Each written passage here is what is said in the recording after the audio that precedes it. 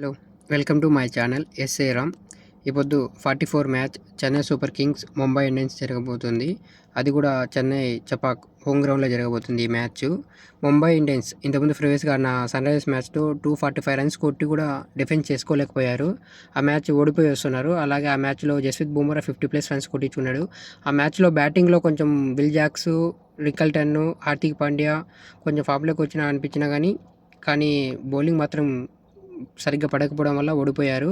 అలాగే వాళ్ళను సూర్యకుమార్ యాదవ్ ఫామ్ కొంచెం ఇబ్బంది పెడుతున్నట్టుంది. సూర్యకుమార్ యాదవ్ ఈ పొద్దన్నా ఆడతాడో లేదో చూడాలి మళ్ళీ. నేనైతే యాట్లీస్ట్‌గా ఆడతాడనుకుంటాను ఈ పొద్దు. చెన్నై సూపర్ కింగ్స్ గురించి మాట్లాడుకుంటే, చెన్నై సూపర్ కింగ్స్ కూడా వాళ్ళు ఆడిన ప్రీవియస్ మ్యాచ్‌లో ఓడిపోయి వస్తున్నారు.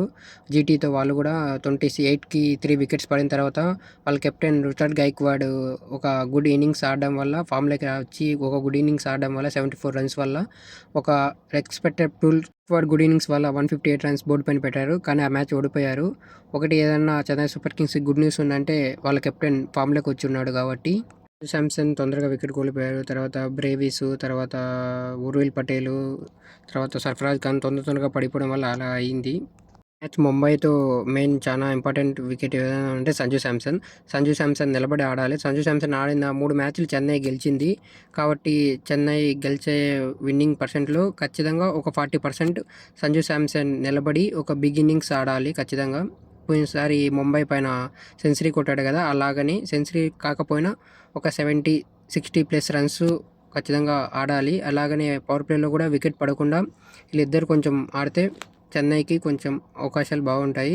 ఎందుకంటే దాని తర్వాత ఉర్విల్ పటేల్, తర్వాత సర్ఫరాజ్ ఖాన్, బ్రేవిస్, శివన్ దూబే ఉన్నారు కాబట్టి పర్లేదు. కాబట్టి వాళ్ళు బ్యాటింగ్ ఆడతారు. అందుకని కొంచెం ఫస్ట్ మెయిన్ ఓపెనింగ్ వీళ్ళిద్దరి నుంచి కొన్ని రన్స్ రావాలి.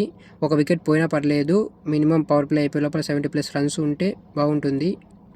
నైట్ టాస్ ఎవరు గెలిచినా కానీ చేజింగే తీసుకుంటారు. ఎందుకంటే నైట్ టైమ్ గేమ్ కాబట్టి డ్యూ వస్తుందని ఖచ్చితంగా చేజింగే తీసుకుంటారు. ముంబై ఇండియన్స్ టాస్ గెలిస్తే కన్ఫామ్‌గా ఫీల్డింగే తీసుకుంటుంది.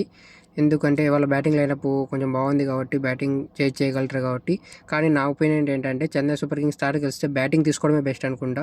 ఎందుకంటే వాళ్ళు 180+ రన్స్ చేసి చాలా ఇయర్స్ అవుతుంది. అందుకోసమని వాళ్ళు బ్యాటింగ్ తీసుకొని ఒక రెస్పెక్టబుల్ 100 రన్స్ బోర్డ్ పైన పెడితే డిఫెన్స్ చేసుకోగలుగుతారు అనుకుంటున్నాను. ఒకవేళ అదే ముంబై బ్యాటింగ్ తీసుకొని చెన్నై ఫీల్డింగ్ తీసుకొని ముంబై 200+ కన్నా ఎక్కువ కొడితే ఇంతవరకు ఎక్కువ చేయలేదు కాబట్టి ఇబ్బంది పడుతుంది. అందుకని ఫస్ట్ బ్యాటింగ్ తీసుకోవడం బెస్ట్ చెన్నై.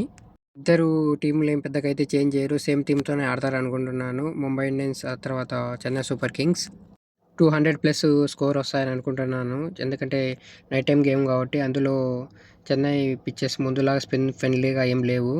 కాబట్టి 200+ స్కోర్ రావచ్చు అనుకుంటున్నాను. మన పోయినసారి వరల్డ్ కప్‌లో చూసినప్పుడు కూడా 250+ రన్స్ వచ్చాయి ఇక్కడ సెమీఫైనల్‌లో.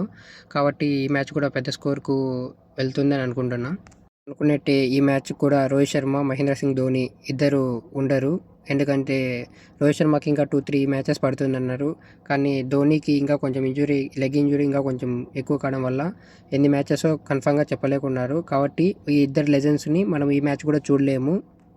ధోని అయితే ప్రాక్టీస్ చేస్తున్నాడు. కానీ టీమ్‌తో ట్రావెల్ చేస్తున్నాడు. కానీ మ్యాచెస్ జరిగేటప్పుడు మాత్రం డకౌట్‌లో కానీ ఇటుపక్క మాత్రం ఎక్కడ రావడం లేదు. అసలు స్టేడియంకే రావడం లేదు. హోటల్‌లోనే ఉండి మ్యాచ్ చూస్తున్నానని చెప్పి మొన్న గైక్వాడ్ కూడా చెప్పాడు లాస్ట్ టైమ్‌లో. అది ఎందుకు ఇలా చేస్తున్నాడో తెలియడం లేదు. కానీ ధోనిని చూసేదాని కోసం ఎంతో ఖర్చు పెట్టుకొని, ఎంతో టికెట్స్ పెట్టుకొని ఫ్యాన్స్ మొత్తం వెళ్తున్నారు. ధోని దర్శనం జరగాల, ధోనిని ఒకసారి చూడాలా, తల దర్శనం జరగాల అనుకోని తను కూడా ట్రై చేస్తున్నాడు. కానీ ఎందుకో తెలియడం లేదు. డకౌట్‌లోకి కూడా రావడం లేదు. మేబీ అది ఏ కారణం ఏంటో మనకు కూడా తెలీదు. అతను ఏమనుకుంటున్నాడో ఆయనకే తెలుసు కాబట్టి. రోహిత్ శర్మ యూజువల్‌గా డకౌట్‌లోనే ఉంటున్నాడు. కానీ ధోని కూడా డకౌట్‌లో ఉంటే బాగుంటుందని అనుకుంటున్నా వాళ్ళ ఫ్యాన్స్ కోసం. రికల్టన్, అకీల్ హుస్సేన్, తర్వాత సంజు శాంసన్, జస్ప్రీత్ బుమ్రా, హార్దిక్ పాండ్యా, గైక్వాడ్, తర్వాత స్పిన్నర్స్ శివన్ దుబే ఇలా కొన్ని చాయిసెస్ ఉంటే చాలా బాగుంటుంది. ఈ మ్యాచ్ ఖచ్చితంగా ఫేవరెట్స్‌కి అయితే చెన్నై సూపర్ కింగ్సే వెళ్తుంది. ఎందుకంటే ఇంతకుముందు ప్రీవియస్ మ్యాచ్‌లో కూడా వాంఖేడేలోకెళ్ళి అక్కడ 103 రన్స్‌తో ముంబై ఇండియన్స్‌ని ఓడిపించారు. ఇప్పుడు తిరిగి అదే చెన్నై హోమ్ గ్రౌండ్‌లోకి ముంబై వచ్చింది. రివెంజ్ తీర్చుకుంటుందా? లేకపోతే చెన్నై దాన్ని అలానే కొనసాగిస్తుందో చూద్దాము. అలాగే ఈ హెడ్ టు హెడ్ 5 మ్యాచెస్ జరిగితే 4 మ్యాచెస్ చెన్నై సూపర్ కింగ్స్ గెలిచింది. ఒక మ్యాచ్ మాత్రమే ముంబై ఇండియన్స్ గెలిచింది. అది ఇప్పుడేమన్నా బ్రేక్ అయితుందా? లేకపోతే 5-1 చేస్తారో చూద్దాము ఈసారి ఈ మ్యాచ్‌లో నైటు. ఇప్పటికి గ్రౌండ్‌లో 95 మ్యాచెస్ జరిగితే ఫస్ట్ బ్యాటింగ్ చేసిన టీము 53 మ్యాచెస్ గెలిచింది. సెకండ్ బ్యాటింగ్ చేసిన టీము 42 మ్యాచెస్ గెలిచింది. విన్ పర్సెంటేజ్ వచ్చి ఫస్ట్ బ్యాటింగ్ చేసిన టీంకి 55% విన్నింగ్ పర్సెంటేజ్ ఉంది. సెకండ్ చేసిన టీంకి 44% ఉంది.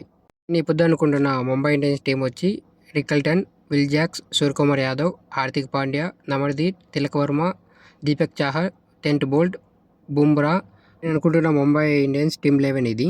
Super Kings 11 Gaikwad, Sanju Samson, Urvil Patel, Sarfaraz Khan, Brevis, Shivam Dube, Jamie Overton, Akeal Hosein, Kamboj, Noor, Mukesh.